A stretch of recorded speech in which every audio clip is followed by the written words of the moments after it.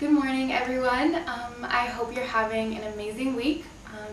So today I really wanted to talk about how to cultivate and pursue and really just intentionally grow a godly friendship.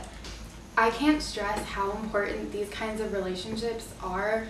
God created us to be in community. We have a heart to go out and connect with people and relate to them. And I am a big believer in the power of sisterhood. I think that it is so worthwhile to invest in friendships where both of you are mutually just encouraging each other, pushing each other to the Lord, and really just promoting in one another good works and fruits of the Spirit. Right now, I want you to picture someone in your life, and maybe you're really good friends with them, maybe you are really thinking that you want to be friends with them and you just haven't really taken the steps to create and cultivate a friendship. Maybe you are in a season of life where you just don't have that many close friends and you're really just looking to develop those strong, beautiful, fruitful relationships. Any of those situations, I want you to picture someone in your mind, and that person, I believe, guys, God has just put on your heart to pursue, reach out to, and pursue a godly friendship with. So with that, I'm going to give you some tips on how to do that. The first tip is something that I heard when I was in middle school, and I think it is probably the best piece of advice that I've honestly just ever encountered for how to be a good friend. And it's really simple. It's just ask and remember. And really that just means when you are becoming friends with someone, or even if you're in a 10-year friendship with them, ask about their life, ask about things that are going on in their days with their family, at school, at work, whatever. Learn about their life in a way that goes beyond just small talk or oh, how are you? How was your weekend? Oh, it was fine, and that's it. I challenge you guys to go beyond that. And whatever they say, remember. So if they're dang it, I'm really nervous for a big test, or I have this really hard situation going on in my life, remember that and then continue following up and asking them about it, because that'll show them that you're invested in them, you're interested in them, and you really care about not just a surface level friendship, but really a deeper, true, heart-to-heart friendship that can last a really long time. Okay, the next tip is, if you're really doing life with someone, if you're going through your days, experiencing the challenges and the ups and downs of everyday life, then you're gonna run into some experiences with them where they're really upset or angry over something that you think is kind of ridiculous. And that's just the truth of it. We humans are imperfect. Our emotions can often overtake our logical or rational minds, and that's okay. We're all like that. We all do that. So it's really important to accept that and love a person through that.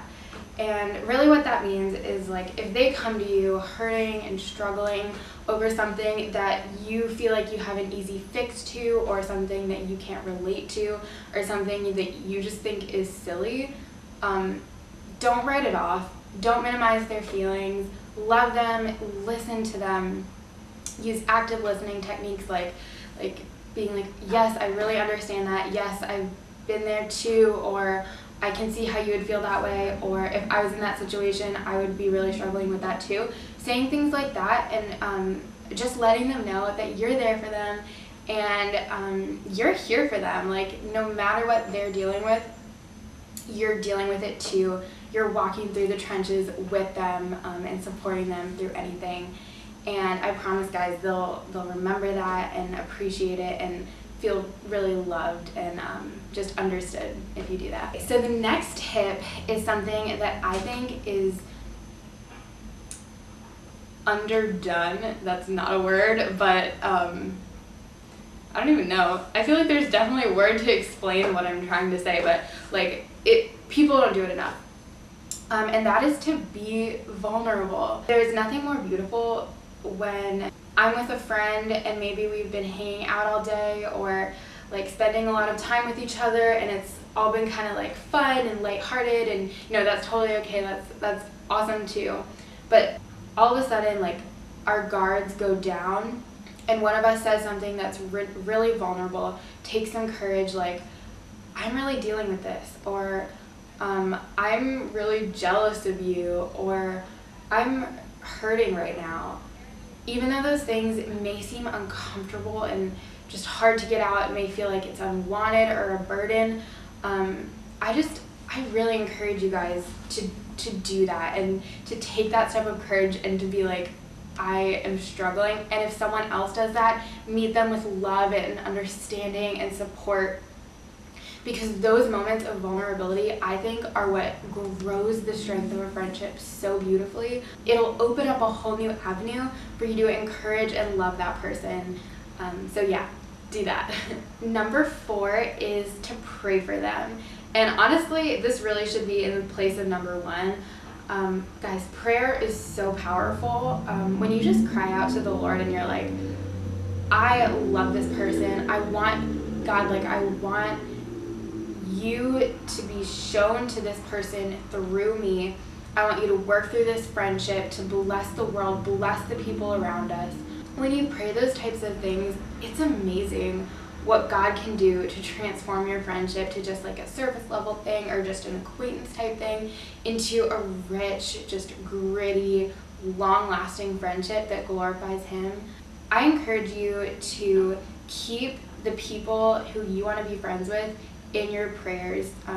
Pray through them, through their struggles, pray with them. I've had the most amazing just times with God and times with my friends where I've been texting them and they were telling me about something that they were really struggling with, and I was like, can I just call you and pray with you? And they were like, yes, ... question mark. Like, I don't know, that might be kind of weird, but I've done that a couple times, and every single time it's been so beautiful and just transformative, and both of us really felt an amazing sense of community and connection with each other and also with God. My next piece of advice is seek to know all of them, not just the parts that are funny, easy to be around.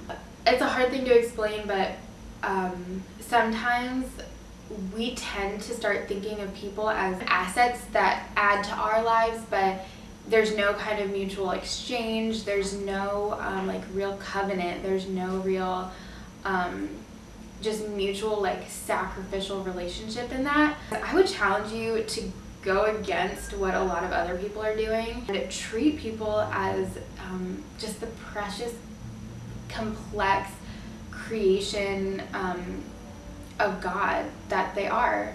Not think of them as an asset or like something to like gain something from. I think a really practical way to put that advice into practice is when they're struggling, when they're dealing with something, when they are not that easy to be around, if maybe they can feel like a weight and it takes like a real effort to be with them, do it anyway and love them anyway. A big part of earthly relationships, as in like relationships between humans on earth, is sacrifice and finding the good in someone, finding the gold in the garbage, as some people would say. And I think that's so important for cultivating a godly relationship. So stick it out, love them, encourage them, be with them even when it's not super easy or convenient for you, because that is just such a beautiful way to deepen a friendship and to just really care about someone, enrich their life, and show Jesus to them. I have a secret plan to buy Tess coffee.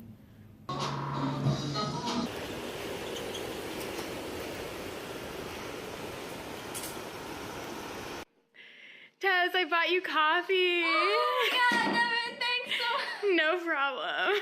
Tess, do you like your coffee? Yeah, it's delicious. And my last tip is to initiate quality time with them. Even though like you have to go out of your way to do it, it is worthwhile to initiate going to coffee or going out to dinner or going on a walk or having a phone call if your friendship is long distance.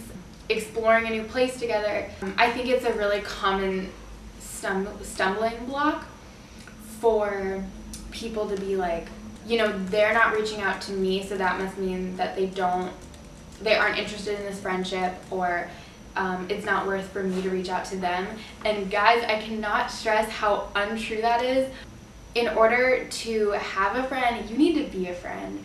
And being that initiator, even if you have to do it like multiple times before that person's comfortable initiating back, is such an awesome step in the direction of expressing that you're interested in someone, you care about them, you love them, and you're invested in them. So I would just really encourage you guys to today, right now, look down at your phone and text someone that is in your life and ask them to go out to coffee, and then just pray for that time right after and be like, God, please just use this time to strengthen and deepen our friendship and help me to be a blessing to this person. But sometimes it works, sometimes they have other stuff going on and you have to keep pursuing. Show that person the love, that pursuing, just relentless love that Jesus showed us and continues to show us to that person. They will be so blessed. They'll feel so loved in that friendship that they have with you. I will be praying for the friendships that you guys are going out and creating. I wish you the best in that. Here is to godly friendships and loving people where they're at, and just showing the love of Christ to them. And with that, I hope you guys have a great day. Bye! Try not to make a bunch of noise. I'm trying to put these in, then you're fine. Alright, I'm not even gonna, I'm gonna pretend you're not here. Good morning. Okay.